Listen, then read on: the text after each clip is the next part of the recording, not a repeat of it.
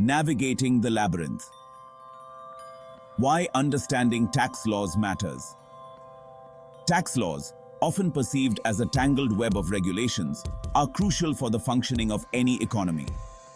They are the backbone that supports the financial health of a nation, ensuring that governments have the necessary resources to provide essential services to their citizens.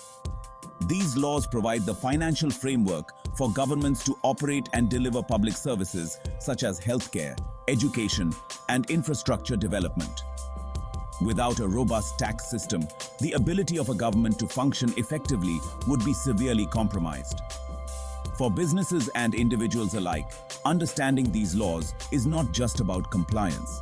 It's about optimizing financial strategies and avoiding unnecessary disputes. A thorough grasp of tax regulations can lead to significant savings and more efficient financial planning. Navigating this complex landscape can be daunting, especially with the interplay of various provisions and interpretations. The complexity is further compounded by frequent changes and updates to the laws, making it essential to stay informed and up to date. This essay delves into the intricacies of three such regulations in India: the General Anti-Avoidance Rules, GAAR, the Specific Anti-Avoidance Rules, SAAR, and the newly introduced Joint Anti-Avoidance Rules, JAAR. Each of these regulations serves a unique purpose in the tax system. We'll break down these acronyms, explore their purpose, and examine how they interact within the Indian tax system. Understanding these rules is crucial for anyone involved in financial planning or business operations in India. Understanding the nuances of these regulations is paramount for both domestic and international businesses operating in India, as it directly impacts their tax liability and long-term financial planning. Misinterpretation or ignorance of these rules can lead to significant financial penalties and legal issues. The Telangana High Court's recent interpretation of GAAR and SAAR further highlights the importance of clarity in this domain. Court rulings can set precedents that affect how laws are applied and understood, making it essential to pay attention to legal developments. By analyzing this case and its implications, this essay aims to shed light on the evolving landscape of tax regulations in India, providing valuable insights for businesses and individuals seeking to navigate this complex terrain. Case studies offer practical examples of how laws are applied in real-world scenarios.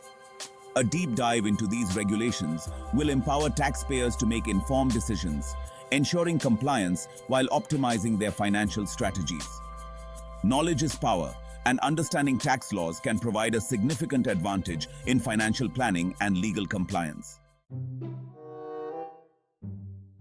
Let's demystify the acronyms that often leave taxpayers perplexed. These terms can seem daunting, but understanding them is crucial for navigating the complex world of tax regulations. JAAR, GAAR, and SAAR are all anti-avoidance measures, but they operate with distinct focuses and mechanisms. Each one plays a unique role in ensuring that tax laws are adhered to and that tax avoidance is minimized. JAAR, the newest entrant, aims to curb tax avoidance schemes involving cross-border transactions. It is designed to address the increasingly global nature of business and the sophisticated methods used to avoid taxes. It empowers tax authorities to collaborate with their counterparts in other countries to exchange information and crack down on arrangements designed to circumvent tax obligations across borders. This international cooperation is vital in a world where financial transactions often span multiple jurisdictions. GAAR, on the other hand, acts as a broad deterrent against arrangements primarily entered into for obtaining a tax benefit. It is a more general measure compared to JAAR and SAAR, focusing on the intent behind transactions. It arms tax authorities with the power to disregard artificial and contrived transactions lacking commercial substance. This means that if a transaction is found to be purely for tax benefits without any real business purpose, it can be invalidated. This provision targets arrangements that lack a legitimate business purpose other than reducing tax liability. By doing so, it ensures that businesses cannot exploit loopholes in the tax system. SAAR, as the name suggests, is more specific in its application. It is designed to address particular types of transactions that are known to be used for tax avoidance. These rules target particular transactions or arrangements identified as susceptible to tax avoidance. By focusing on specific areas, SAAR can be more effective in preventing tax avoidance in those areas. For instance, SAAR provisions exist for transactions involving capital gains, transfer pricing, and treaty shopping. These are areas where tax avoidance is particularly prevalent, and SAAR aims to close the loopholes that allow it. Each SAAR provision is tailored to address specific tax avoidance techniques prevalent in a particular area. This targeted approach makes SAAR a powerful tool in the fight against tax avoidance, ensuring that tax laws are applied fairly and consistently.